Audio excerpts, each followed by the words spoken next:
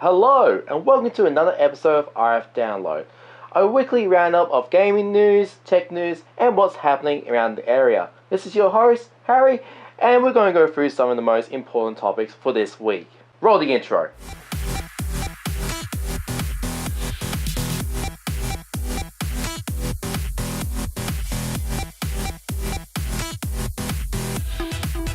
Now, the most surprising news to come out for this week in the tech side is that Atari CEO Fred, I believe it's Shine.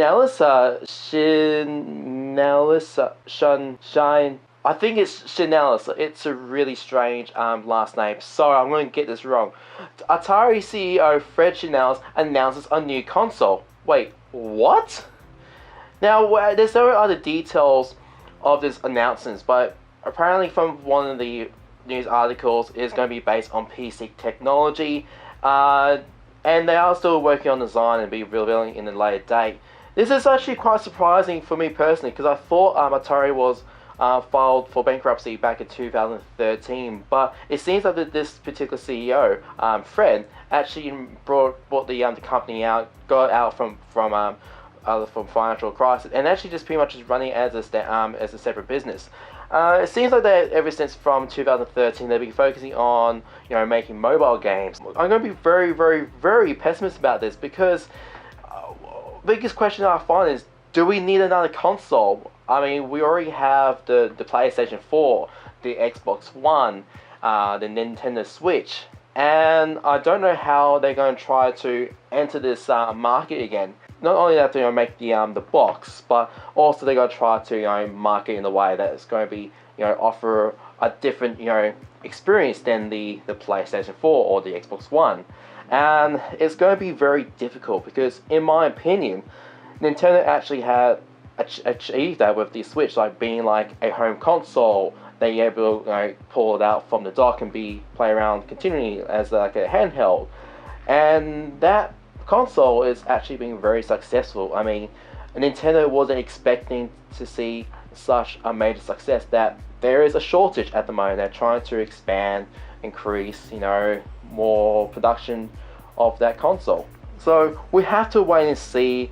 Other than this flashy, video that they've released on this website called www.ataribox.com, but call me very skeptical about this, but I don't think this will be very successful at all. More likely it will fail. Next up, there is a lot of rumors happening from Blizzard. Now, there was a job application, a job vacancy that was opened up recently. I think that was removed at the time of this recording, but they have sort of stated that they want to try to revive, some of their classics, and that might be including Diablo 2 and also Warcraft 3. There's a lot of rumors that a remaster of Diablo 2 might be in the works, and this is going to be like a very similar style remaster that they're currently doing with StarCraft. But as what I'm seeing with the updated version of StarCraft, it looks really, really nice.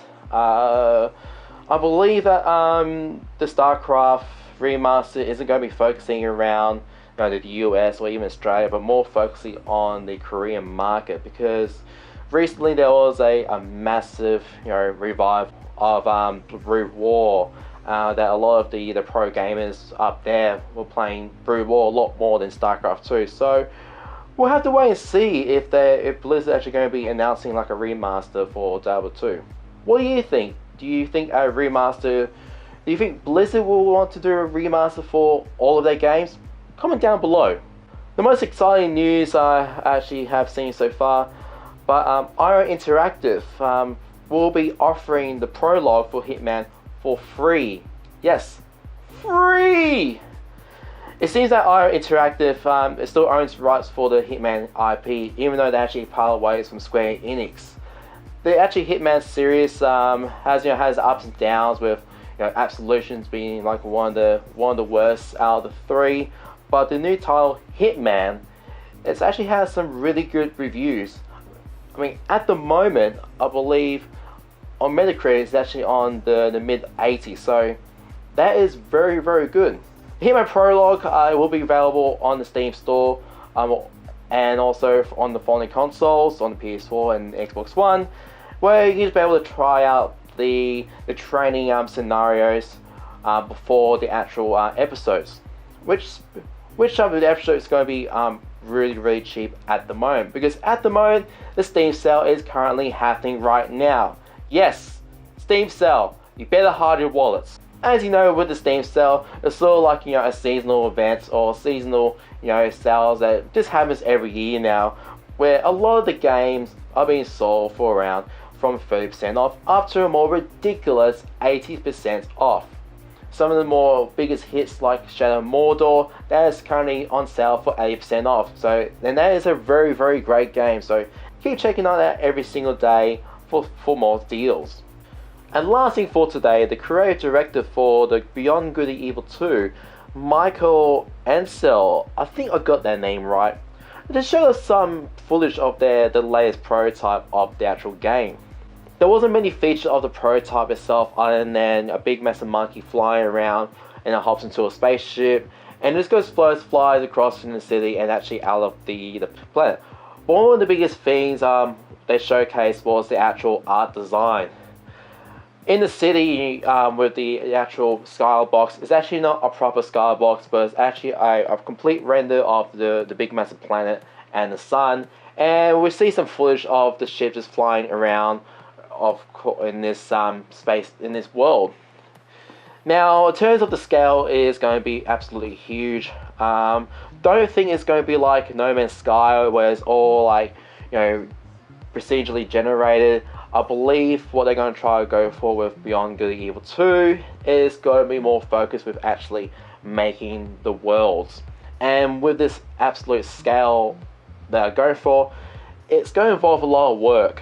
But at this rate, it does look really pretty. But again, this is only just a prototype. So don't get your hopes up so far. Because you know what happened with No Man's Sky? Anyone? Okay, I know the initial release was really bad.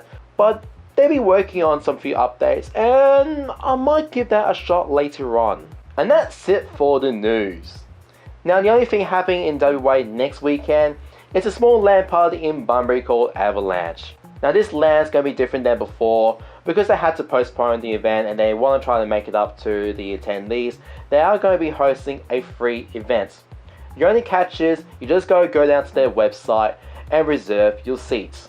And you can do that by going down to avalanchegaming.org and reserve from there.